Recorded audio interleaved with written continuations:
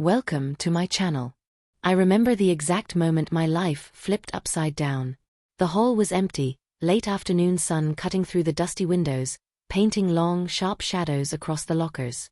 My sneakers squeaked against the floor, my backpack heavy, but it wasn't that which made my chest tighten, it was her. Jenna. My tormentor, my nightmare in human form, standing in front of me with that smug grin that always made my skin crawl. Her arms crossed, her eyes glinting with mischief and cruelty. "You really think you're untouchable?" she said, her voice low but sharp. Before I could answer, she grabbed my arm. "Come with me." I froze. Something in her tone told me this wasn't just another prank. My stomach knotted, adrenaline slamming through my veins. I wanted to fight, to run, to scream, but every instinct told me she had already won. The room she dragged me into was small, dimly lit, smelling faintly of cleaning supplies and old cardboard. A box sat on the table, taped shut but bulging with contents. I didn't know what was inside, and for a fleeting moment, hope trickled through me. Maybe it was a joke, a harmless prank. Then she opened it. The world tilted. Inside were skirts, dresses, blouses, tights, high heels, makeup, accessories. Everything a girl could need to look unreal. My heart thudded painfully against my ribs. "You're going to wear this," she said flatly, her eyes locking on mine. "From head to toe. And until I say otherwise, you'll walk through the halls like this. Understand?" "No. I can't," I whispered, my voice trembling. My mind raced. Why me? What did I do? Fear and disbelief twisted together in my chest. "Yes, you can," she said, sharp. "And you will. Consider it punishment."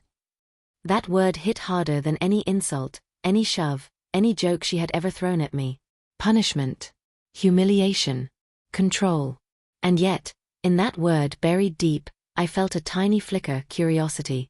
She forced me to sit on a chair, hands trembling, as she pulled the pieces from the box.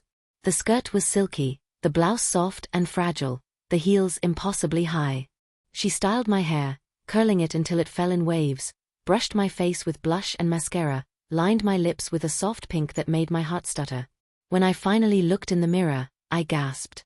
It wasn't just a face looking back at me, it was a revelation. My cheeks glowed, my lips curved naturally, my eyes sparkled in a way that felt foreign yet magnetic. I barely recognized the person staring back. Humiliation burned, but beneath it was something else. Something dangerous. Something thrilling. "You look perfect," Jenna said, a hint of admiration in her voice. "The prettiest girl in the school. Maybe you'll learn something about yourself this way." I stumbled to my feet in the heels, wobbling, embarrassed, exposed.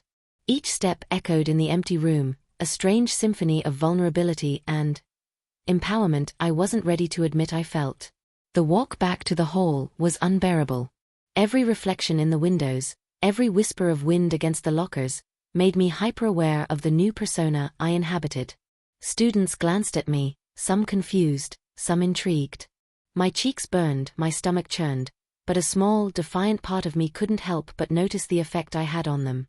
By the time I reached my locker, my body was trembling. Not just from the heels, but from the storm of emotions swirling inside me. Embarrassment, fear, shame, and that inexplicable spark, that curiosity that kept whispering, "This could be interesting." That night, alone in my room, I peeled off the dress and heels, but I couldn't shake the image from the mirror. My reflection had changed, in more ways than just appearance. My posture, my presence, even the way I carried myself lingered, like residue from another life. I started experimenting in secret. Small things at first, blouses, skirts, subtle makeup. Each time, I felt the rush of the day's humiliation transform into something else. Fascination, control, discovery. The mirror became my confidant, the clothes my tools, and my body a landscape I was slowly learning to inhabit. Even the voice I heard when I practiced speaking softly startled me. It was lighter, melodic, intimate, and it thrilled me in ways I couldn't admit. Alone, I explored every nuance of movement, every angle of reflection. The shame was still there, simmering under the surface, but it mingled with something far more powerful, possibility. The bully's punishment, meant to humiliate me, had done the opposite. It had cracked open a door I didn't know existed, revealing a version of myself that demanded to be explored, tested, and, secretly, admired. I was terrified. I was embarrassed. But more than anything, I was awake, alive, and painfully aware of the power in becoming someone new. The days after Jenna's punishment were a blur of whispers, stares, and tension so thick it almost felt like it could suffocate me. Walking down the hall became a calculated act of survival. Every step in heels was measured, every movement deliberate. I noticed every glance, some curious, some judgmental, some admiring, and I couldn't decide whether I wanted to run or linger in the attention. School had transformed into a minefield. Friends were unsure how to act around me. Some avoided me entirely, as if fearing that my new identity might somehow be contagious. Others tried to offer compliments, but their voices were nervous, awkward, as if unsure whether their words would comfort me or insult me. You look different today," stammered Alex, someone I had known since middle school. His eyes flickered nervously between me and the floor. I wanted to smile, but the words stuck in my throat. I was different, so very different, and not just externally. My movements, my posture, even the soft tone of my voice had shifted in ways I couldn't undo. At lunch, the cafeteria became a stage. The chatter around me seemed louder, every glance magnified. I sat alone at first, gripping my tray like a lifeline, aware that every student nearby was assessing me. Some whispered, some laughed softly, others stared openly. I could feel the heat rising in my cheeks, the faint tremor in my hands, and yet a part of me, a part one couldn't ignore, thrived on it. That night, alone in my room, I began to explore. What Jenna had started as punishment became something more, a doorway into a world I had never dared enter.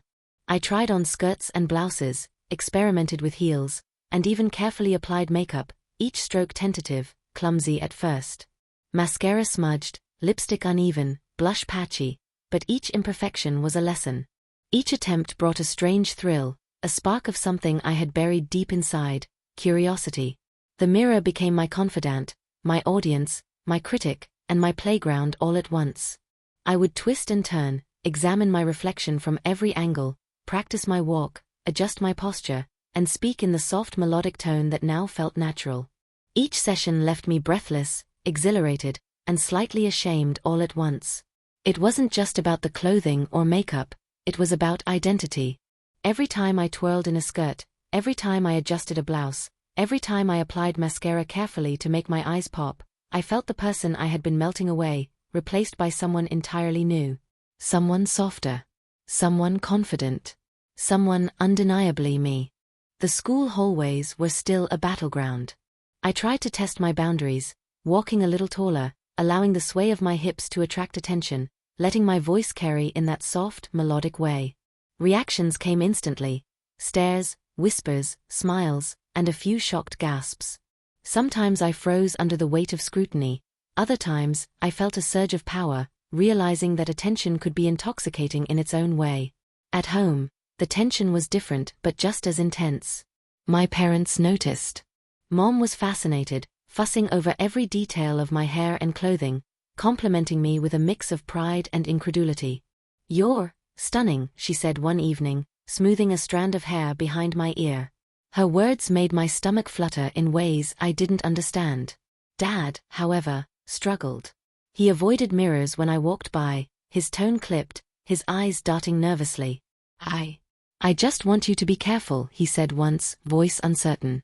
I understood. It wasn't disapproval, not entirely, but fear. Fear of a world that had suddenly shifted around us, fear for me, and perhaps fear of losing the person he thought he knew. Secretly, I began venturing further. Small walks outside, trips to the store, errands that forced me to interact with strangers. Each outing was a test, a chance to observe how the world reacted to me now. Sometimes, I would get a smile, a compliment, or a curious glance, and each one sent a thrill of validation coursing through me.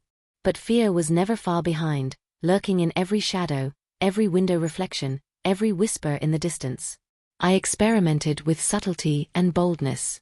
On some days, I stayed conservative, simple skirt, soft blouse, minimal makeup. On others, I pushed boundaries, heels that made every step a performance, eye-catching outfits that demanded attention. I learned quickly how to read reactions, how to calibrate my behavior, how to blend humiliation and fascination into something empowering. At night, my room became a laboratory of self-discovery. I would practice poses, mimic expressions, experiment with gestures, and record myself to analyze movement and speech. Each session revealed more about the power of presence, about how identity could be communicated nonverbally, about how control and vulnerability could coexist in the same body. Yet the emotional roller coaster was relentless. Shame still tugged at me in quiet moments, reminding me of Jenna's cruelty. Fear lurked behind every new interaction, every reflection, every unexpected compliment. But the excitement, the curiosity, the burgeoning sense of self, pulled me forward relentlessly. By the end of this period, I had transformed more than my outward appearance. My confidence had grown in subtle, unstoppable ways. I learned to walk taller, speak softer, and meet eyes without flinching. I understood that power and vulnerability could coexist, and that identity was something to explore, mold, and inhabit fully. The punishment Jenna had inflicted, meant to humiliate, control, and demean, had inadvertently unlocked a side of me I didn't know existed. I was learning, evolving, and discovering a truth that terrified and thrilled me in equal measure. The prettiest girl in school wasn't just a title given by clothes or makeup. It was a persona, a presence, a power, and I was beginning to own it. It started with a simple hallway encounter that could have been just another day. But as I walked past the lockers, dressed in a bold, deep red dress that hugged my curves just right, I noticed Jenna waiting. Her usual smirk was there, but this time, uncertainty flickered in her eyes. The air between us was electric, charged with tension, fear, and something unspoken. "You," she said, her voice almost unsteady. "You look different." I held her gaze, walking deliberately, my heels clicking against the floor like a metronome of defiance. I was no longer the timid, frightened version of myself that had been trapped in her cruel games. This wasn't just about clothing or makeup anymore. It was about presence, power, and owning the identity that had been forced upon me, and which I had embraced fully. "Thanks," I said softly, letting a small, confident smile curl across my lips. "I guess I've changed." The whispers started instantly, growing louder as students took notice. Some were shocked. Others admired openly. And through it all, Jenna's smirk faded, replaced by a flicker of respect, or maybe something darker, regret. She had tried to humiliate me, but I had taken the tools of her punishment and transformed them into instruments of empowerment. By the time classes ended, the dynamics of the school had shifted. Students treated me differently, not just because of how I looked, but because of how I carried myself. There was a grace, a confidence, a poise that demanded acknowledgement. And I reveled in it. At home, confrontation took a more intimate, personal turn. My parents noticed the change immediately. Mom's eyes sparkled with a mixture of pride and curiosity. "You're radiant," she said one evening, smoothing my hair back from my face. "I've never seen you shine like this." Dad, still hesitant, finally spoke after a long pause. I don't know exactly what to say," he admitted, voice tight. "But I see you. And I want to understand." I smiled softly, realizing how far I had come, not just in appearance, but in emotional courage. "I'm still me," I said. "Just a version I didn't know existed before." The next confrontation was the most pivotal. Jenna. After weeks of navigating hallways, whispers, and glances, she cornered me after school, her expression unreadable.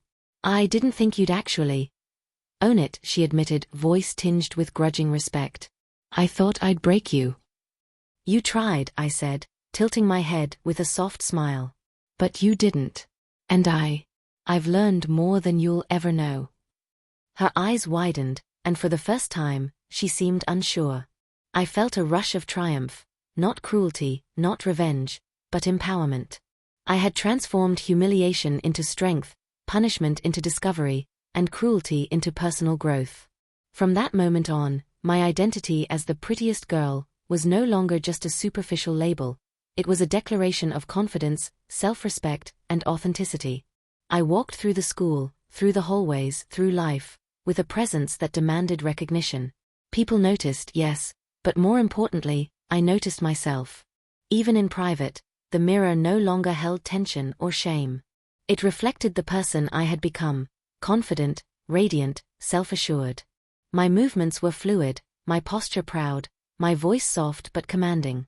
I had mastered not just appearance, but the art of presence, the ability to inhabit my body fully and unapologetically. The transformation extended beyond school and home. I ventured further into the world, trying new experiences, social interactions, and public outings as my authentic self. Each encounter reinforced what I had learned. Confidence is magnetic, self-acceptance is liberating, and courage is the foundation of transformation. Yet, I never forgot where it had started. Jenna's punishment, the humiliation, the fear, the forced transformation, had been the catalyst. It was cruel, yes, but it had forced me to confront myself, to explore hidden facets of identity, and ultimately to embrace a version of me I would never have discovered otherwise. Reflecting on it now, I realize something essential. Empowerment isn't about revenge. It's not about proving others wrong. It's about discovering your own truth and living it fully. I had turned the harshest judgment, the most humiliating moment, into the foundation of self-discovery. I had taken control, claimed my identity, and stepped into a version of myself I loved. Standing in front of my mirror one last time, I let my gaze linger. The reflection smiled back, confident, radiant, unstoppable. The prettiest girl was more than just appearances. It was courage, self-acceptance, and the joy of embracing who I truly am. And in that reflection, I finally understood. The punishment that had been meant to diminish me had instead made me whole.